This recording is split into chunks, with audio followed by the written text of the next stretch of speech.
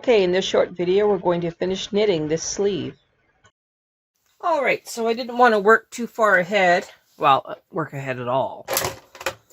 While we were waiting for this battery to charge. So, I just said enough for the day and did some video editing instead. What we're going to do now is going to switch to the ribber.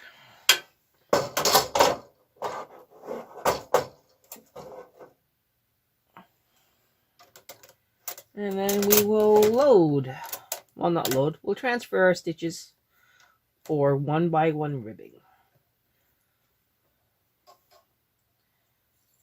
The owner of this sweater wanted not tight ribbing, so I have altered the pattern so that it would not have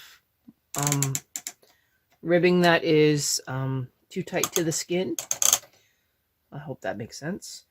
And we don't want to have a lot of depth to this ribbing, so we're only going to do probably 10 rows at most. So I'm going to transfer every second stitch to the ribber, put up the ribber comb, put some weights on it, and then we will change the tension on the main bed and the ribber to 3-3. We do not have to do any circular casting on or anything like that. We just get to start knitting. So I will finish the transfers and then we'll come back. Okay, I'm almost at the end of this transfers.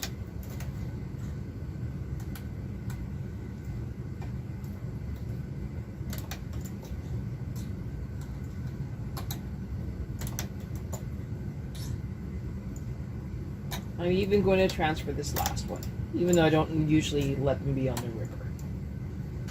Okay, I'm going to put on the ribber comb here and at least 2 barrel weights, and then we'll come back. Okay, we're ready to begin. So, just like I said a few seconds ago, we're not going to do 15 rows. I'm thinking 10. Because 15 gives us a whole hand. 5, 6. Well, half of 15 would be 5, 6, 7. You know, it wouldn't hurt to do 7. So let's do 7 rows. And then we'll do a loose bind off instead of a latch tool bind off, so it's not so tight.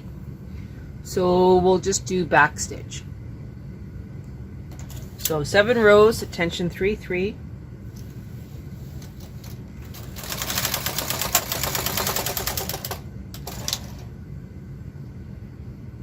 Oh, nuggets. I forgot that I still had the ribber in part. So I'm going to back this up and we're going to redo this row. Alright, take 2, doing a double look.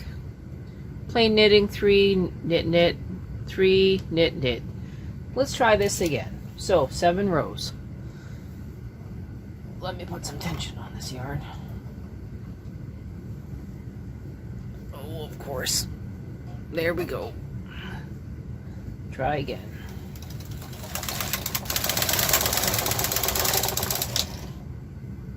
Looks good.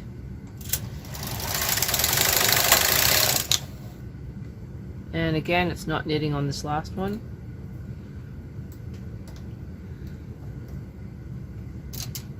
Put in my pressers.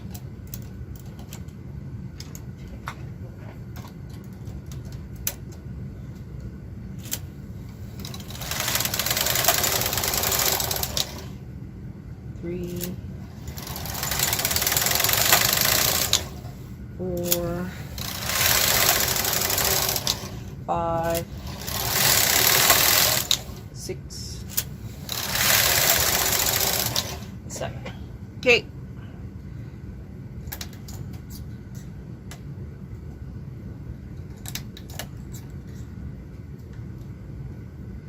Now we are going to make sure that we put the main carriage back into 6 so that when we start the next sleeve, we will be in tension 6 and not accidentally in tension 3.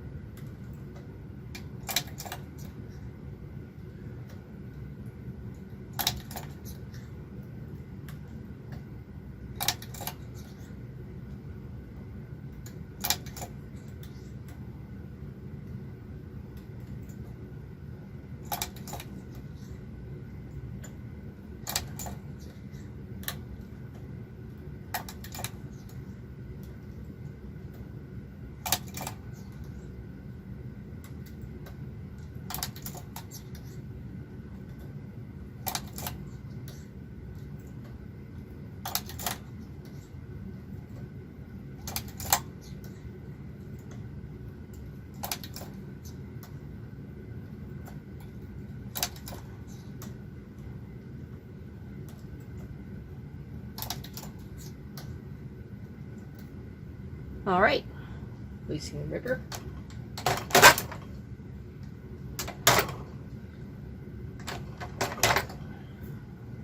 Bring these all forward. Now I could knit one row tension 10 and then do the back stitch, but instead I'm just going to back stitch it from here. So I guess I need to show you how much yarn I'm going to use. 1, 2, 3, 4, and that way I can use this yarn tail for part of the seaming on the sleeve going back towards the body.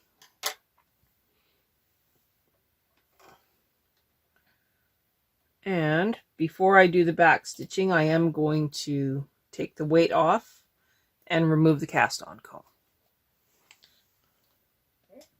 So here we go. Into 2, back to 1. I am going to put the cover back on here.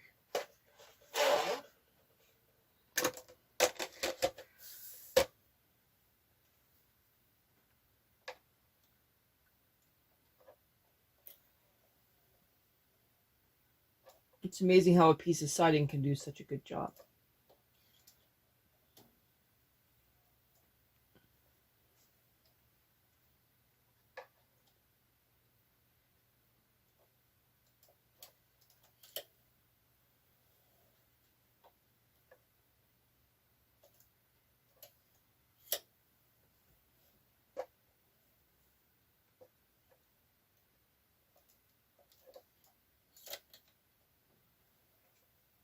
I think you get the idea. So I'll come back when this is done. All right, these are the last few stitches. I had to put some more back up to take the stress off, so I didn't want to warp the stitches.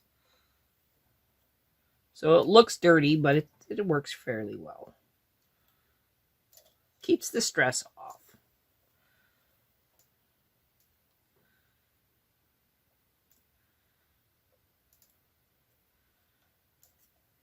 To those ones, and then into this one. As you can see, there is not a lot of yarn left, but there is enough left to hide it when we go to seam.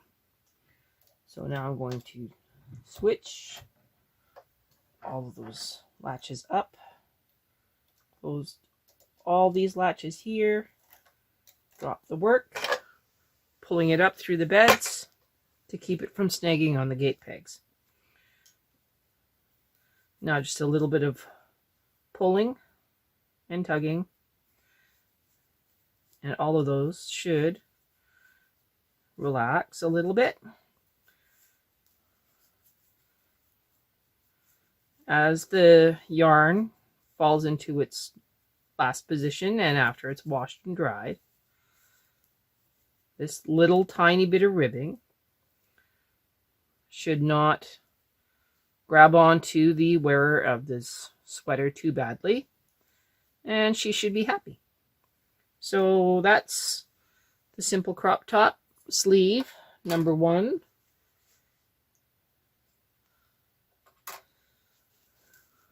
And this is what it looks like currently. So it's just a little 1/2 to maybe 1/3 sleeve. And that should make the lady very happy. So next video we will start the next sleeve. And now I'm going to untangle this from the gate pegs. Up next is sleeve number 2.